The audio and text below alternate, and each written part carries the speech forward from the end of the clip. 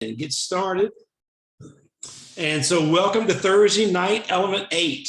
Tonight we're going to talk about eating food finally after 8 weeks of diving into our life book. So that's the great thing about how this life book is set up is, we don't jump into that out of the gate because we've got to peel back some of these emotional layers. We've got to get to your whys. We've got to figure out, are you ready? We've got to figure out what's causing you to have some stress, bring some awareness to that.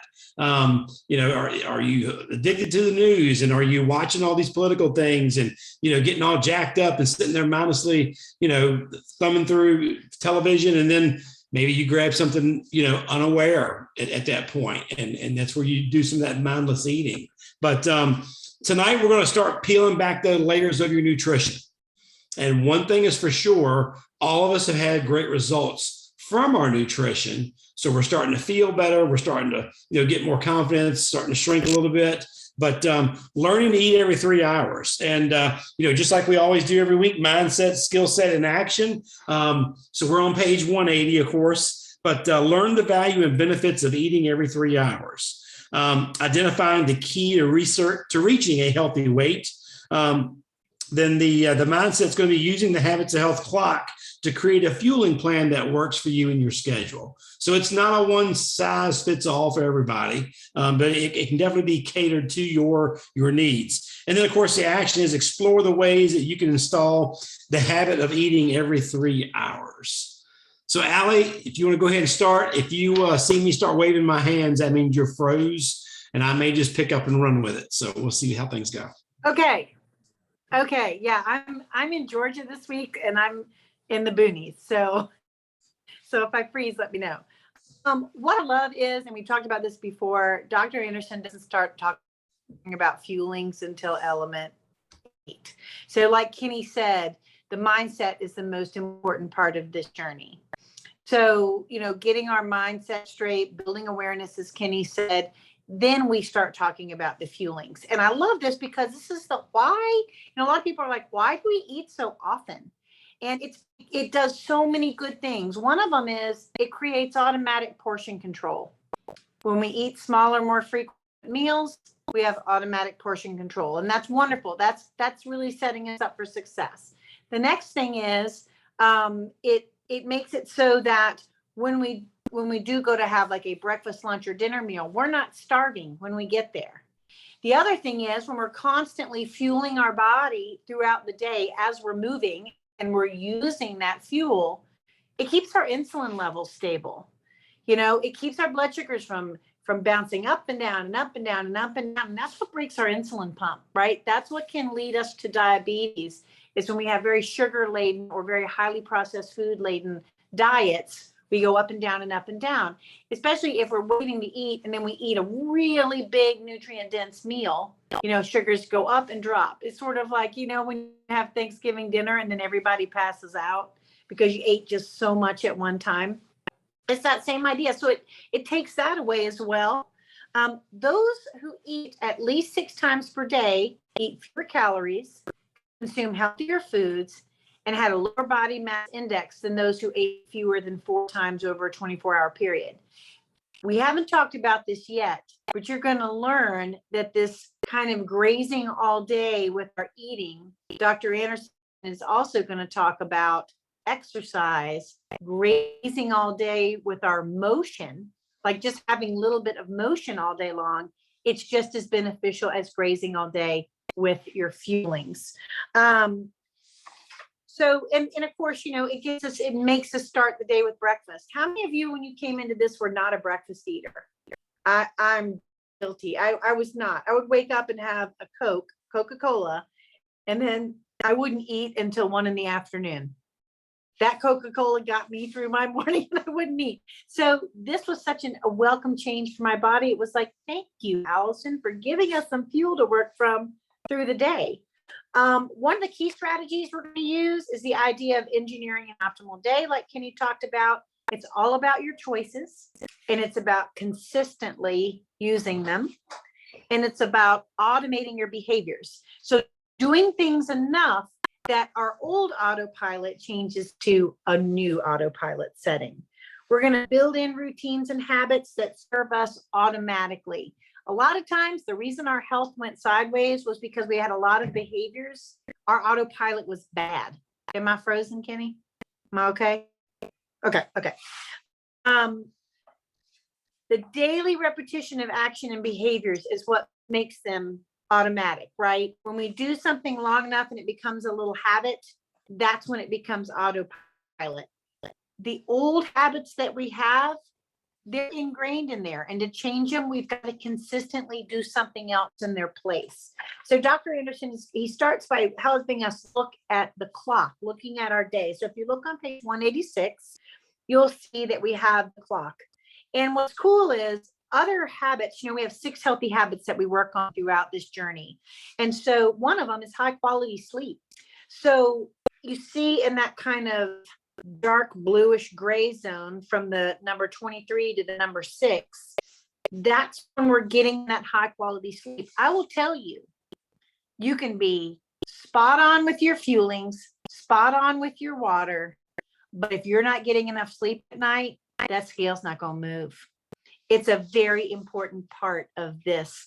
Time is important. We've got to pay attention to that clock. The fueling schedule, we know that when we wake up, we eat with what? Within an hour of waking up, right? And then we set our alarm. The minute that fueling hits our mouth, we set an alarm for every 2.5 to 3 hours. After that, not going longer than 3 hours. I always set it for under 3 hours because I know myself and I'll go, oh, it's time for fueling. I'll do that in just a minute. And then 10 minutes will go by. So if I do that at the 3 hour mark, I'm going to be late. So I always do it a little bit before. And he on page 187, he shows first fueling, second fueling, third fueling, fourth, fifth, sixth. I don't know how you guys track it. There's so many different ways to do it. I still have to set alarms because I'm somebody who I get so task focused that I'm like, oh my gosh, it's been 4 hours and my stomach will be saying, hey girl, you need to eat. And I just ignore it until I'm starving. And when I'm starving, I know that I've been too long between fuelings. So if we look on page 188, I love this cue routine reward long-term investment. I love this little picture here. And I want to talk about it really quickly as far as fuelings go, but also for all of our other healthy habits. This is really wonderful. So our cue would be for fueling ourselves, our alarm goes off. The routine is when my alarm goes off, I eat my fueling. The instant reward is now I'm satiated and I've got that metabolism fired up and I feel that great energy. And the long-term investment is my body starts running better, which then moves the fats that have been sitting there forever on out of my body. And now all of my organs are happy. My numbers are better at the doctor. I feel like a teenager again. So that long-term investment is you just keep healing and healing and healing and healing. And of course, then as we transition from the fuelings and the weight loss to the long-term healthy weight management, we still use this cue routine instant reward long-term investment system, but we just change it a little bit. And your coach will work with you through that transition. So I love this because how many of you have ever done a diet and you get to your goal and you stop and next thing you know, you're gaining all that weight back? Your coach's goal is to work with you and walk with you through your whole journey. And I still talk to my coach 5 years later, even though I successfully transitioned and I've kept that 50 pounds off. The reason I've kept that 50 pounds off is because I still am working in this life book, even 5 years later. I go through it with you guys, which keeps it fresh on my mind and in my heart. But also I still work with my coach when seasons happen, like when COVID hit and the structure of my life and my world changed, especially with my children and kind of navigating that. I had to dial back into her to make sure that I kept my healthy habits in check and the chaos of that new structure didn't send me sideways. But if it does, your coach is there anytime to help you navigate that. I love, for me, filling out these questions on page 189. First of it, it's just sort of what you eat and where you eat it. But then what's the instant reward? I think sometimes we think, oh, I'm just eating this fueling. But if we pause and we create awareness of what's the reward I get from doing that. It's one of those things, your brain, if you think about that reward and you celebrate it in your heart, it's something that encourages you and gets you excited about that next feeling and that next feeling and that next feeling. I love how he talks about, whether we're using the fuelings or we're using whole food as we move into our optimal weight transition. It's so happy that we have those fuelings anytime, even when we transition or if we're traveling. So we have healthy options to pack. If we are out at a restaurant and it's taking a long time for dinner and you're looking at your watch and you're like, I really need to eat now so that I don't overeat the meal because it's been too long. It's so nice to have those. Moving on to page 190. Again, why is it important to have the Habits of Health clock to help guide your day? And to me, it's just, again, that Habits of Health clock is building that awareness of, am I getting the sleep I need to get? Am I fueling my body frequently enough? And that's something, again, that you revisit time and time again. It's easy to think of the fueling clock when we're on the 5 and 1, right? Because it's very structured. And that's what you do to move your health forwards. But moving long term, we still do that. We still build that awareness and have that awareness of that clock. Kenny, this element is short and sweet. I would love to ask any of you guys if you have any questions or thoughts concerning this. I know this is to me, this is the simplest part of the journey, but yet it's the one that people have said to me, well, Allison, what do I do after the 5 and 1? What do I do after that? Because, now I'm moving from weight loss to finding my sweet spot of that good health management. And then maybe I go from, since I'm not losing weight, maybe I do like what Kenny is doing and I start having other wellness goals or personal growth goals. But you still have an awareness of that clock and how you're spending those hours of the day, and you're still a grazer, right? You still have things that you're grazing on, and you're still building that awareness of eating those smaller, more frequent meals. So we manage our insulin, we manage our energy, we manage our portion control, and we make sure that we don't overeat at meals. So does anybody have any questions about any of this, or any insight, or anything that they want to share about this part of it? Anything about, because I know there'll be people watching this video that are just starting their journey, and there'll be some that, like myself and Kenny, have moved to a different phase. Although I know, Kenny, you're contending again for different goals. And so that's cool. That feels very much like just getting started again. So does anybody have anything they want to share with that? Y'all so talkative tonight. Well, I'll jump in. There's, the great thing about eating 6 times a day and even doing the 5 and 1, you can modify that schedule to whatever your day looks like. And so since this will be recorded, I think it's important to know, if you're a nurse, I've got some nurses who work 24-hour shifts.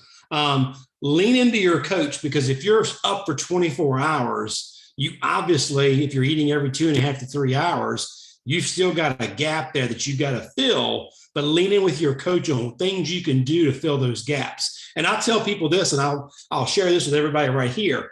If you're on 5 and 1, and let's just say you have a normal day, normal meaning you get up, let's just say 6 a.m.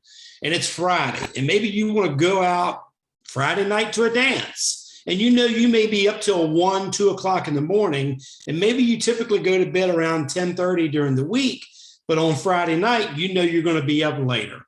Couple things you can do. Number one, don't panic. It's no big deal. But there's a couple things you can do. Is you can go throughout your day with your normal schedule, have your lean and green. If you're eating at 6 o'clock in the evening, for example, then you have that final fueling around 9 o'clock. If you're going to be up till 1 o'clock in the morning, guys, it's okay to have an extra fueling. So, as long as you're up for that extended period of time, or maybe you have an emergency come up and you need to go out somewhere, grab a bar and take it with you. That way you've got a healthy option. And Those who are nurses, sometimes what we even do is some of my nurses that I've coached, I've actually had them do a lean and green meal at 6 o'clock in the evening. And then maybe around 1:32 a.m., they have another half portion of lean and green meal, but they're still utilizing fuelings every 3 hours. So they're still fueling their body while they're up and functioning. So I want to be very clear on that. The flip side of that is this. Some days we have those days where we're not hungry. And maybe you say to yourself, well, I'm just not going to have my fueling at 1 o'clock in the afternoon. That's the worst thing you guys can do. You have got to fuel your body every 2.5 to 3 hours. Otherwise, those blood sugars are going to begin doing this. And it can jeopardize, your fat burn for the week. It can slow things down. It can even put you into fat storage mode. So it's very important every day to get in all 5 of your fuelings. And as far as your lean and green meal is concerned, some people say, well, sometimes my lean and green meals are just more than I can consume at one sitting. That's okay. Split it up. And so if you know that whatever portion you had is very filling, you can have half of it in the middle of the day and the other half at dinner, for example. The other thing I want to squash is this. Back in the 90s, there was always this thing going around, well, you should never eat after 7 o'clock in the evening. Well, that doesn't apply here. So you can still have your lean and green meal as your last fueling or last meal of the day. And I've done that many times because I was out working all day. I was coaching Little League. So I would get home at 10 o'clock. I'd eat my lean and green meal, go right to bed. So that is not going to mess up your fat burn or anything like that. So just want to squash that myth right now. Some of you who have eggs for breakfast in the morning, so you can have up to 14 egg whites as your portion of protein for the day. So you can have those eggs in the morning, and then later in the day have the other half of the lean and green meal, whether it's a salad or whatever your 3 servings of vegetables are. So just keep that in mind. So that's the great thing about this program. It's customizable to what you choose to have. Yes, it's a little bit more work if you're fixing eggs in the morning and having a salad in the afternoon, but you can accommodate these choices to work throughout your day, because guess what? The fuelings, and we're going to talk about this in the next element, the fuelings are basically what Dr. A calls your training wheels, so that you're learning how to fix these lean and green meals so that when you get to your goal and you start moving away from the fuelings, you know what you've got to fix. You know your portion sizes because you've had your training wheels on with the fuelings. There's something in the life book, the Habits of Health book. It's on page 182.